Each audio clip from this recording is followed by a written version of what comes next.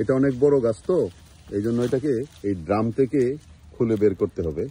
ড্রামটাকে নষ্ট করতে চাই না, যার জন্য এটা 2 গাছের মধ্যে বেঁধে দিয়ে ওই ড্রামটাকে ছুটিয়ে নিতে হবে। হ্যাঁ, শক্ত করে বেঁধে দাও।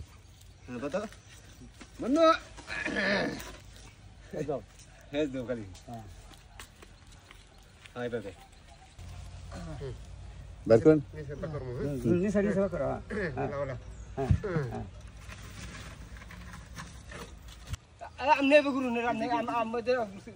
পিছনে আসেন, পিছনে আসেন।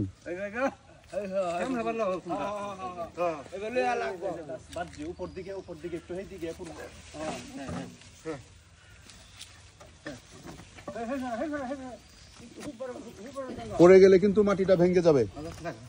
এবার আস্তে করে বসান। গুড।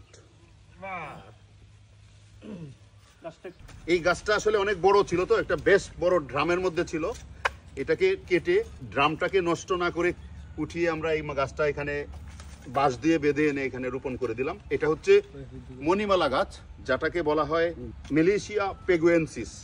চমৎকার ফুল ফুটে, কারণ হচ্ছে মণিমালা গাছের যদি ছোট চারা এনে রোপণ করা হয় তাহলে ওইটা থেকে ফুল ফুটতে ফুটতে অনেক দিন সময় লাগে।